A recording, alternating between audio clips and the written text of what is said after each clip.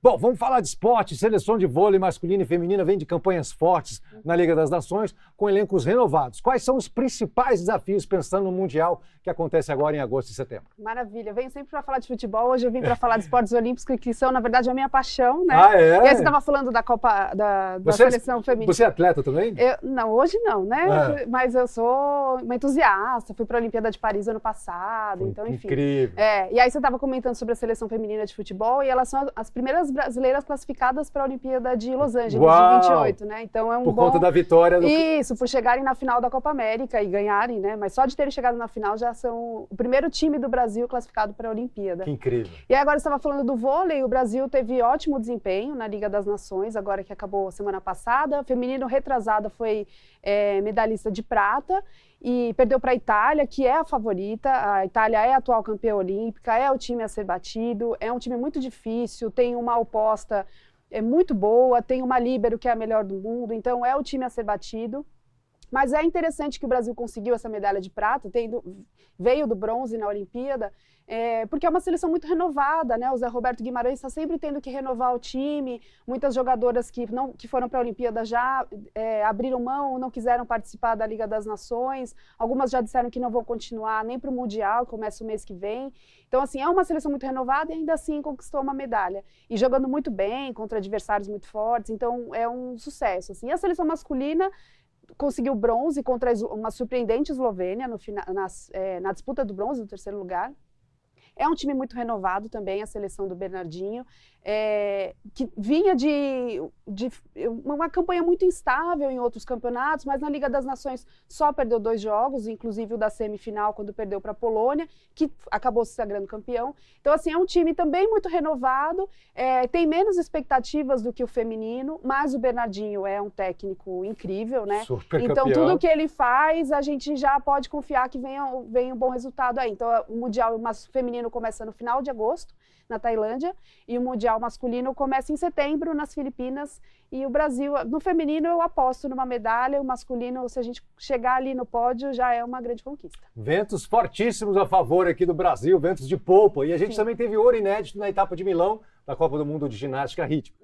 O que esse resultado representa e qual é a expectativa para o Mundial no Rio de Janeiro? Olha, Cazé, a ginástica rítmica do Brasil está numa ascensão muito impressionante. Então a gente fala muito da artística, né, por causa da Rebeca, Flavinha, mas a ginástica rítmica, desde a Olimpíada, vem tendo grandes resultados na Copa do Mundo. Agora, você falou do ouro de Milão, é a primeira vez que o Brasil ganha medalha de ouro no que a gente chama de conjunto geral, porque por equipe, só para resumir basicamente, a ginástica rítmica são sempre 2 apresentações por equipes, todas estão com o mesmo aparelho e na outra elas estão com 3 aparelhos, 2 aparelhos. E aí você tem bola, fita, Isso, arco, né? Aí depende dos equipamentos que são escolhidos naquele ciclo olímpico, né? Nesse caso agora, por exemplo, são 5 fitas, 3 arcos e 2 bolas. E aí o Brasil conquistou na soma geral medalha de ouro, nunca tinha conquistado numa etapa de Copa do Mundo, que é como se fosse o circuito mundial.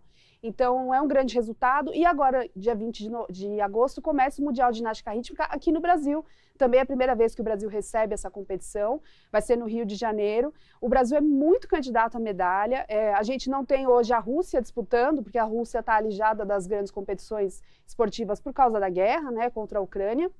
Mas a gente tem o Japão, que é uma seleção muito forte na ginástica rítmica, outras seleções ali da Europa Oriental. Então, assim, o Brasil vai muito bem. E no individual também tem a Bárbara Domingos, que chegou na final da Olimpíada de Paris o ano passado, foi para a final agora do individual geral dessa etapa de Milão. Então, assim, bons ventos mesmo, como você falou, para esse Mundial de Ginástica que vai começar de rítmica, e aí depois, lá para outubro, vem o Mundial de Ginástica Artística, aí sim que a gente vai brilhar mais ainda. E é uma delícia, né? Você fica ali na frente da TV assistindo tudo, assim, tem todo bonito, tipo de competição. né? É muito bonito. Você fica torcendo. Nossa, assim. aí eu vou te confessar, você já tentou pegar uma daquelas fitas? Que Não. É muito difícil. É mesmo? Porque ela é muito grande, né? A fita tem, sei lá... 6 metros, parece. E assim, é muito difícil você manejar Os outros aparelhos, as bolas são super pesadas, as massas, parece aqueles pinos de boliche, né? Sim. Mas tudo muito pesado. E elas estão fazendo uma apresentação ao som de Evidências, música do Chitãozinho Chororó. Então, eu acho que no Rio de Janeiro vai ser uma catarse. Vai ser uma comoção, vai ser demais. Uhum. E a gente também está se dando bem em esportes que a gente não tinha tradição, né? No tênis de mesa, o Hugo Calderano vem em grande fase. Sim. São 3 etapas seguidas do circuito mundial, com vitórias históricas. Ele já pode ser considerado o principal nome da modalidade fora da Ásia? Sim, com certeza ele conquistou a Copa do Mundo de tênis de mesa, foi o primeiro não asiático a conquistar a Copa do Mundo de tênis de mesa no primeiro semestre. Aí depois foi vice-campeão mundial e agora ele vem acumulando, acho que são 26 ou 29 vitórias seguidas no circuito mundial. É, assim, incrível o que ele está fazendo. Ele, o ano passado, bateu na trave na Olimpíada, ele perdeu na disputa do bronze, ele ficou muito, muito abalado na época.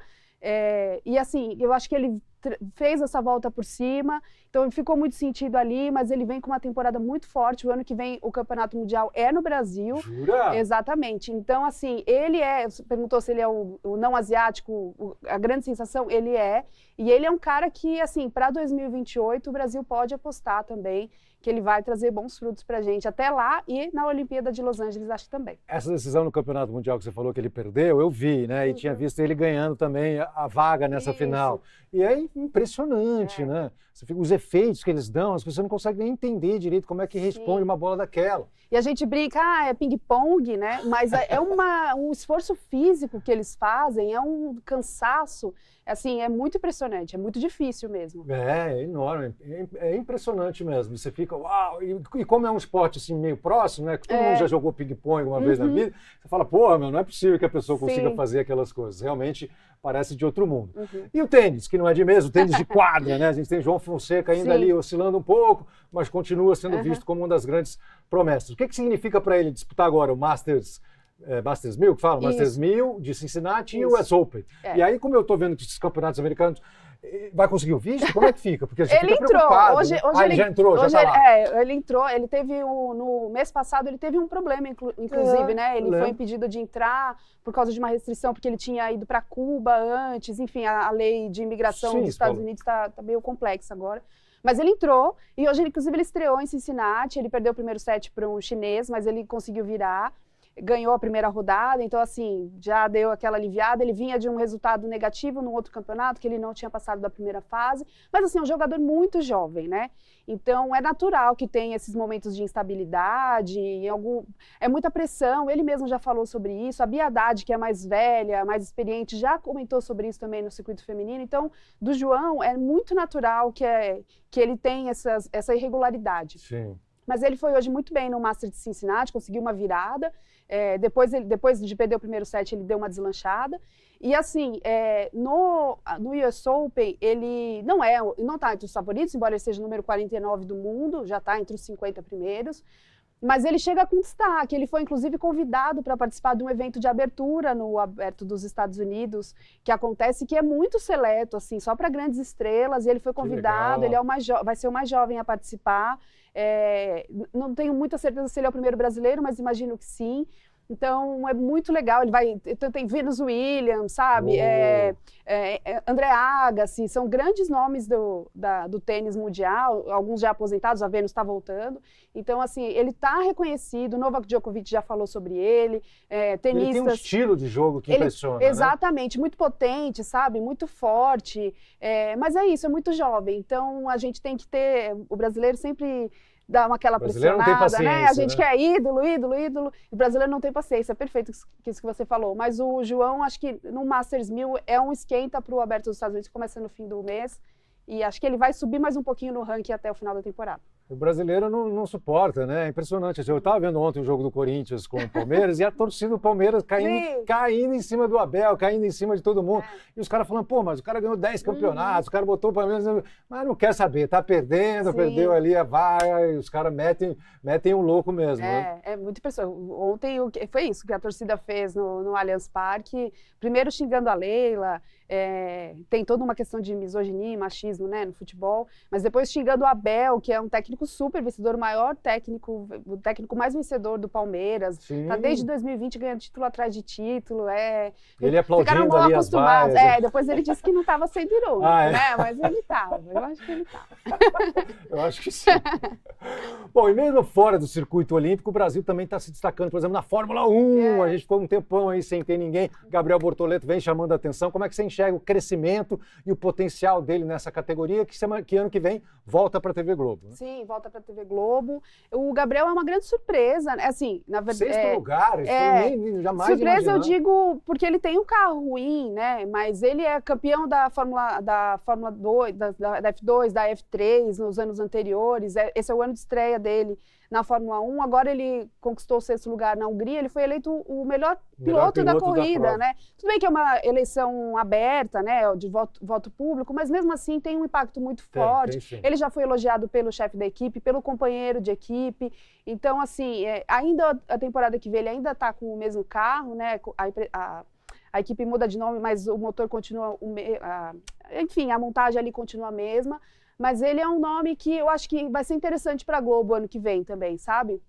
Porque a Globo ficou muito tempo sem a Fórmula 1, a Band estava com as transmissões, e é importante para a emissora que tenha esse nome, esse apelo, né? Porque eu acho que a Globo perdeu isso depois que o Felipe Massa se despediu, a gente não teve nenhum grande piloto a gente ficou muito tempo sem pilotos brasileiros, então eu acho que vai ser muito importante a presença dele para a audiência, para voltar a despertar esse interesse do brasileiro pela Fórmula 1. A Fórmula 1 já chegou a ser o segundo esporte mais visto pelo público brasileiro, depois do futebol, e aí foi caindo.